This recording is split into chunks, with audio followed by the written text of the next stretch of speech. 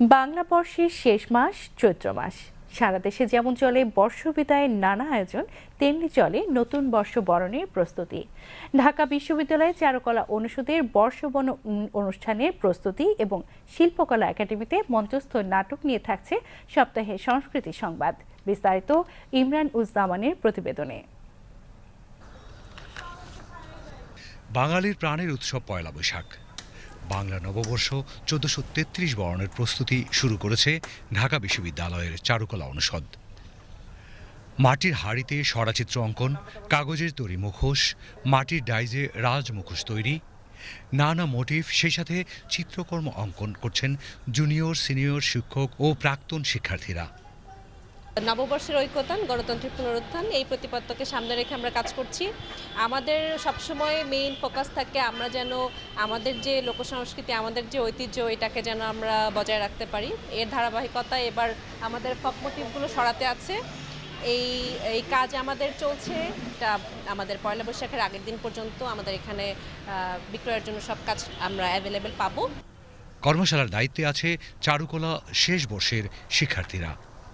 তারা বলছেন, বিক্রয় করা শিল্পকর্মের অর্থ খরচ করা হবে এই ১৫ দিনের কর্মশালায়। কাজেই শিল্প বোদ্ধাদের কর্মশালায় অংশগ্রহণ ও শিল্পকর্ম ক্রয়ের আহ্বান জানিয়েছেন তারা। হারিয়ে যাচ্ছে ধীরে ধীরে আমাদের যে বাঙালি যে ঐতিহ্য কালচারগুলা, বা আমরা যেটা বা আমরাও হয়তো দেখি নাই, যেটা আমাদের দাদিরা বা আমাদের মারা করে আসছে ছোট থেকে, ওইসব কালচার নিয়ে অ্যাকচুয়ালি আমাদের এই নববর্ষ। তো আমরা খুবই খুশি হব আপনারা যদি আসেন, দেখেন আমাদের আনন্দ শোভাযাত্রার মধ্যে অংশগ্রহণ করেন। সর্বস্তরে সর্বোপরি জনগণ মিলে আপনারা আমাদেরকে সাপোর্ট দিলে আমরাও আরও ভালো ছবি আঁকতে পারবো।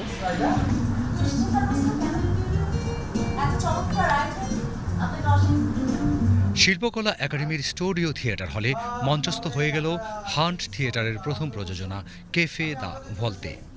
মানুষ হিসাবে আমরা হয়তো বিভিন্ন ধরনের মুখোশ পরে থাকি, বা শান্ত থাকি, বা আমরা নিজেদেরকে অনেক কিছু থেকে কন্ট্রোলে রাখি, কারণ আমরা একটা সমাজে থাকি, সেখানে আইন আছে, প্রচলিত অনেক ধরনের সমাজ ব্যবস্থা আছে। কিন্তু চিৎকার, যে আত্মার চিৎকার যেটা, সেটা কখনো না কখনো কোনো না কোনোভাবে বের হয়েই যায়। আমরা সাধারণ মানুষ হিসেবে যেগুলো অভিজ্ঞতা করি, এবং সেই অভিজ্ঞতার পেছনে যাদের ভূমিকা থাকে, তারা হয়তো বুঝতেও পারে না যে তাদের খুব সামান্য একটা অ্যাক্ট কীভাবে আমাদের জীবনটাকে কতখানি পিছিয়ে দিতে পারে বা কোণঠাসা করে দিতে পারে। আমি ওই জায়গাটায় ফোকাস করতে চেয়েছি। ম্যাক্স পরিচালিত রেস্তোরাঁ ক্যাফে দ্য ভলতের উদ্বোধনী লগ্নে শহরের ৪ জন প্রভাবশালী নাগরিকের ভাগ্য নিজের কবজায় নিয়ে নেন ম্যাক্স। পেছনের কাহিনী ক্রোধের হলেও ম্যাক্স প্রতিশোধ নিতে চায় না, চায় না ন্যায় বিচার। শুধু এইটা জানাতে চায় যে ম্যাক্সের হৃদয় ক্রুসেডের জন্য হাহাকার করছে। আপনার একটা মানুষের সাথে যখন খুব ছোটবেলা থেকে অনেক ধরনের অন্যায় হয়ে আসতে থাকে, এবং একজন সাধারণ মানুষ, আমাদের মতো যারা আমজনতা, আমাদের হাতে আসলে অতটুকু সাহস বা আমাদের আসলে অতটুকু সামর্থ্য থাকে না যে আমার সাথে যে অন্যায়টা হলো, আমার সাথে যে রং ডুইংটা হলো, আমি সেটা কোনোভাবে রিভার্স করতে পারি, আমি সেটা একটা প্রতিকার করতে পারি বা এটা একটা প্রতিবাদ করতে পারি ওই সময়টাতে। ম্যাক্স তার ক্যাফে দ্য ভলতেতে সকলকে স্বাগতম জানায় আর বলে, এই রক্তাক্ত রূপকথার ভিতরে আপনি যেভাবে খুশি বাঁচুন,